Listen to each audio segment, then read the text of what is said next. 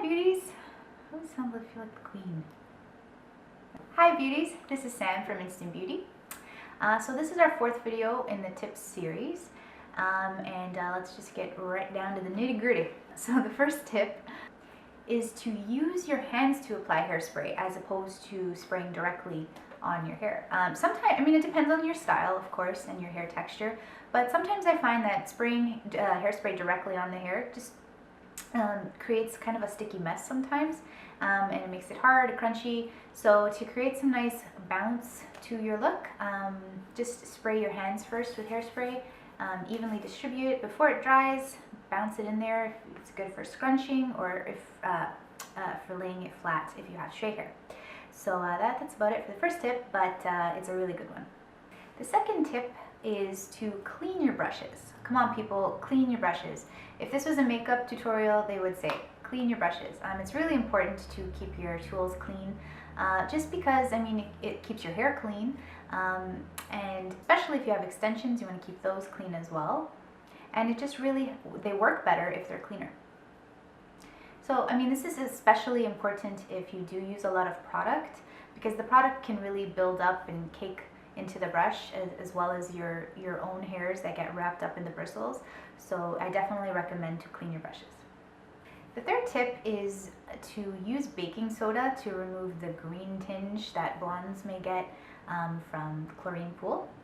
So, I mean, I'm sure if you're a blonde or if you wear extensions and you are blonde, it's a pretty horrible thing that can happen.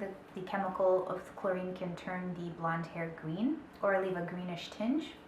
So to remove this, simply just add some baking soda to your regular shampoo and it will clarify and cleanse and remove the tinge.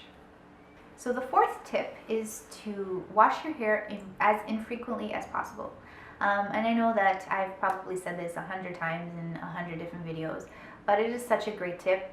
You do really want to try your best to train your hair so that you don't have to wash it every single day, because like the natural oils that build up in your hair are so important to keep your hair moisturized and silky, and really helps to prevent damage to your hair and to even repair damage if you have damage in your hair. So, but basically what I'm saying is try to wash your hair as infrequently as possible. So I would recommend max 2 to 3 times a week if possible. And if you find that you can't get this done right away, really your hair will be trained.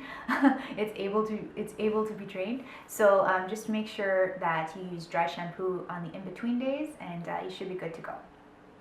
So tip number 5 and the final tip for this video is to just use no heat. When I say that, I mean no heat with flat irons or curling irons or a very strong blow dryer. It's always great to let your hair dry naturally if possible, or just to try and use heat as infrequently as possible.